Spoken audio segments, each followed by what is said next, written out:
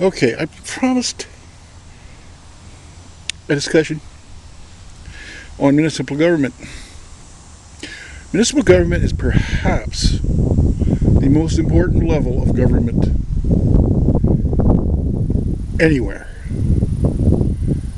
It is the original form of government. Ever since we formed humans, that's us, we, and I'm using humans as humans, formed townships, municipalities, the municipal government, whether it's always had a head, always had a council, and whether it was elected or not is usually by consensus.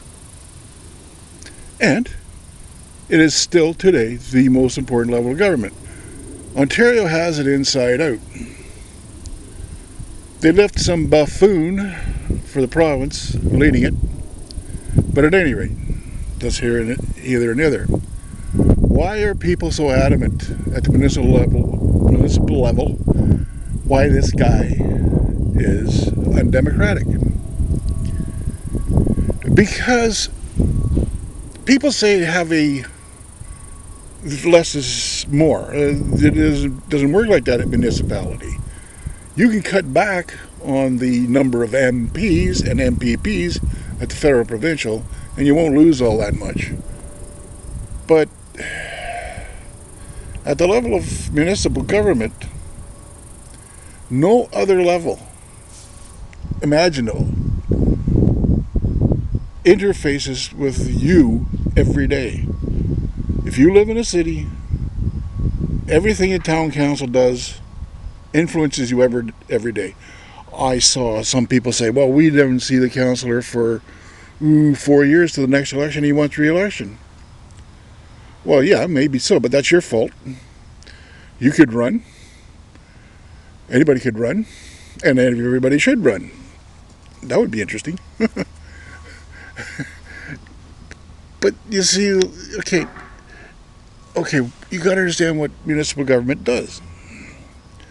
It does police, fire, health, ambulance, water, sewer,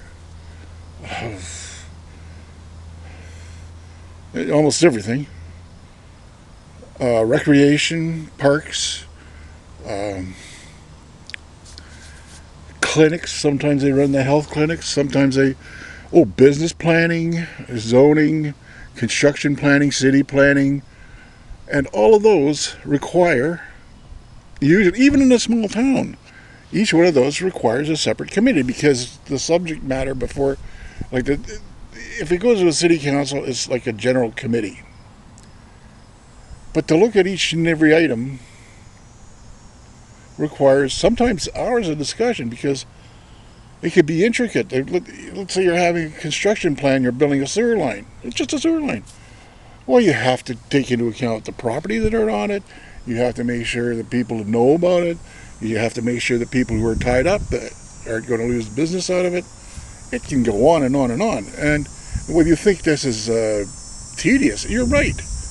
But everybody who pays taxes and lives in that city has a right, and your city has a right to have their activities protected as much as possible. So you have all these subjects. And even if they're controlled, let's say health is controlled by the province. In the Canadian Constitution, health is provincial. Unfortunately, the city is usually assigned a big job in administering the health tests, the health of all the restaurants, of all the hospitals.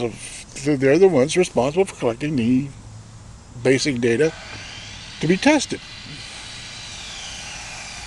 For planning, if the Conservatives think that they're speeding stuff up by saving $6 million a year, let me tell you this. If they're 3 years behind now in planning, if you reduce the size of councillors, you're looking at 10 years before the plans go through. Because all those plans have to be written. Have you ever seen a modern day building plan for a modern constructed building? It's like, they could take I used to deliver this stuff. It used to be 20, 30 boxes. just for one project. Then you have the legal, the lawyers. Oh, yeah. Oh, you have to have a legal department in the municipality. So you have to have a legal committee. Holy mackerel. Right now, John Tory does not have enough people before the election to sit on his committees. The Sluggo Ford was one of the laziest councillors going. He was supposed to be on 3 committees. He only attended 1 apparently. He's a tool. He never got elected because he's lazy. People sense that, but they can't articulate it. They get this big idea that he's a man of the people. No, he is not a man of the people. If you're a man of the people, you're sitting on those committees and you're going through the pipe valves, monuments. Oh, by the way, the city looks after the cemeteries. So, and all of those require some sort of committee, or they got to be examined, right? That's what elected politicians do. And you prefer those committees to be populated by elected people, not chosen or appointed. You're the one who picks the guys to go look at these committees, right? So a lot of people don't understand that. Municipal politics is the most important level of government. Oh, here comes a policeman. So, see, but that's city, right? That is city. And you can't get away with less because the cities don't work unless you have law, order. Well, they look after the courts too. Everything in a city is influenced by the council. Now, you get a little place like Marathon, it had 4 councillors.